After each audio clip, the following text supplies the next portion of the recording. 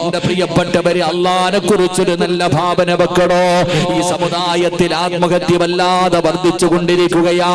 പണ്ട് മുസ്ലിം സമുദായത്തിൽ ആത്മഹത്യയില്ല, പക്ഷേ ഈ അടുത്ത കാലത്ത് ആത്മഹത്യ വല്ലാതെ വർദ്ധിക്കുകയാണ്. എന്തു പറഞ്ഞാലും കയറെടുത്ത് തൂങ്ങുകയാണ്, നരമ്പ് മുറിക്കുകയാണ്, വിഷമടിക്കുകയാണ്.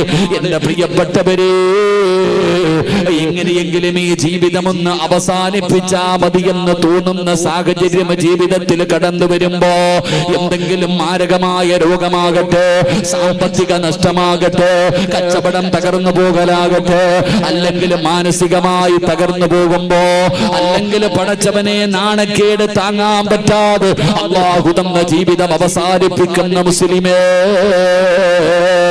നിങ്ങൾ എന്തിനാ ഭയപ്പെടുന്നത്? എന്തിനാ? ഈ ജീവിതം അവസാനിപ്പിക്കണമെന്ന് തോന്നുന്ന സമയത്ത് നിങ്ങൾക്ക് ഈ ദിക്റൊന്ന് പറയാൻ കഴിയുമോ? ഏത് ദിക്റെന്നറിയോ? ഹസ്ബുനല്ലാഹു നിഅമൽ വകീൽ നിഅമൽ മൗലാ വ നിഅമൻ നസീർ.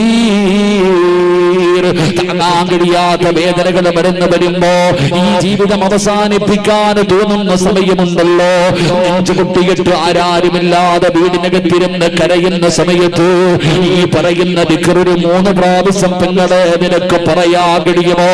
ഇല്ലെന്ന് പറഞ്ഞാലും മക്കളെ പറയുന്നത് ഞാൻ ആത്മഹത്യ ചെയ്യുമെന്നാണ്, ഈ ജീവിതം അവസാനിപ്പിക്കുമെന്നാണ്.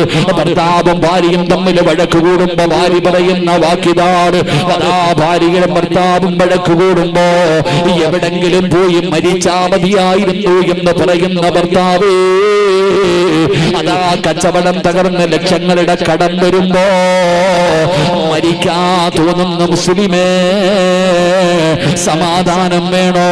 പിടിച്ചു നിൽക്കാറുള്ള ധൈര്യം നിനക്ക് വേണോ? അല്ലാഹുവിന്റെ പ്രവാചകനാണ് പറയുന്നത്, പറഞ്ഞോ, ഹസ്ബുനല്ലാഹു നിഅമൽ വകീൽ നിഅമൽ മൗലാ വ നിഅമൻ നസീർ. ഈ ദിക്ർ പറഞ്ഞത് ആരെന്നറിയുമോ? ഇതാര് പറഞ്ഞ ദിക്റാണെന്നറിയോ?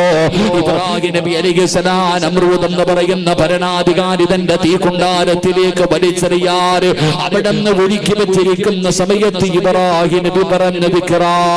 പെങ്ങളെ, അല്ലാഹുവിന്റെ പ്രവാചകന്റെ പ്രിയപ്പെട്ട ഭാര്യയായ മഹ്ദി ആയിഷ, ഉമ്മഹാത്തുൽ മുഅ്മിനീൻ ആയിഷ ബീബി റളിയല്ലാഹു തആല അൻഹാ, ആയിഷ ബീബി പറഞ്ഞ ദിക്റാണ് പെങ്ങളെ.